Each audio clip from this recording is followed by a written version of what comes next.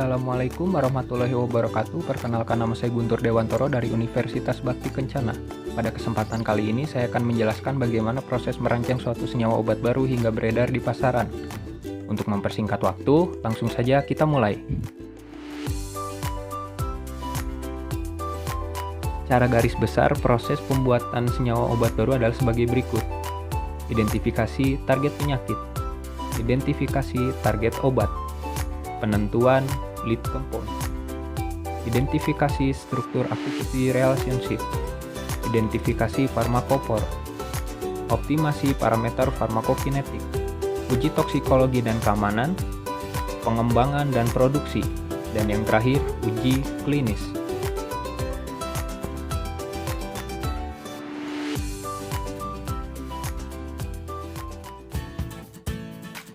Baik, pada tahap awal dilakukan identifikasi target penyakit. Identifikasi ini bisa dilakukan dengan menggunakan 3 metode pendekatan, yaitu pendekatan sistem fisiologis, pendekatan proses patologis, dan pendekatan sistem messenger dan non-messenger atau man-meds.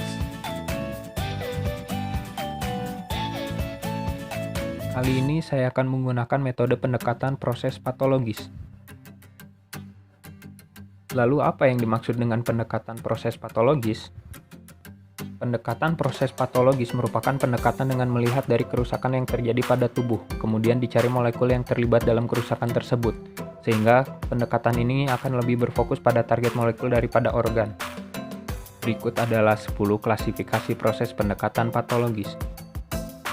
Traumatik, toksik, hemodinamik, hipoksik, inflamasi, infeksi, neoplastik, nutrisional, developmental, degeneratif.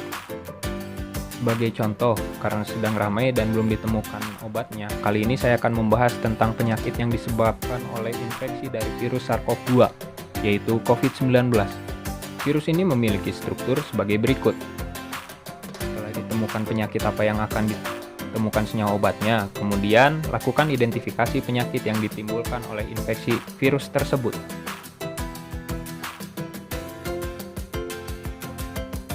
Berikutnya, identifikasi target obat.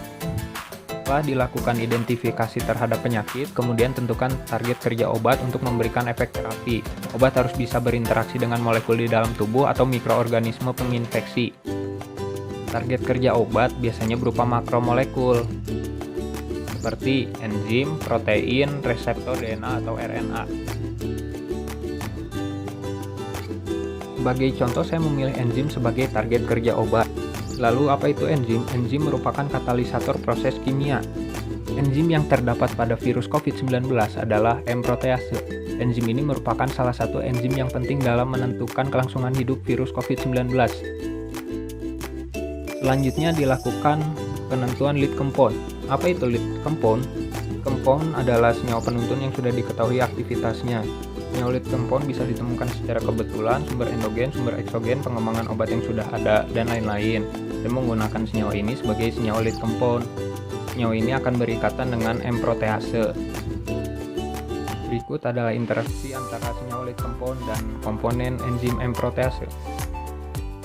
Setelah senyawa lead compound dimodifikasi, selanjutnya dilakukan identifikasi SAR yang bertujuan untuk melihat hubungan antara struktur aktivitas biologi dari suatu senyawa obat baru. Setelah dilakukan identifikasi SAR, selanjutnya dilakukan identifikasi farmakophore yang bertujuan sebagai berikut.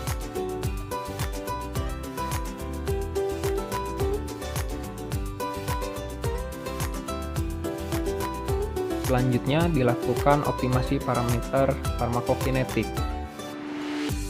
Optimasi ini untuk mengetahui sifat ADME dari obat. Lalu apa itu ADME? ADME merupakan absorpsi, distribusi, metabolisme, eliminasi, atau bagaimana interaksi dari tubuh terhadap obat.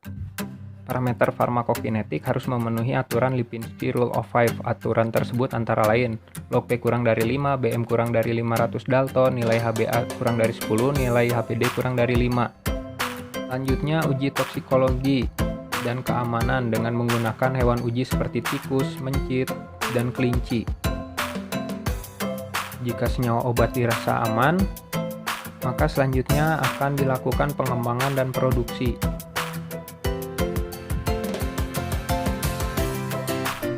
terakhir adalah uji klinis terhadap semua obat yang sudah diproduksi. Uji ini dilakukan terhadap manusia, sama obat beredar akan dipantau untuk mengetahui efek samping obat terhadap manusia.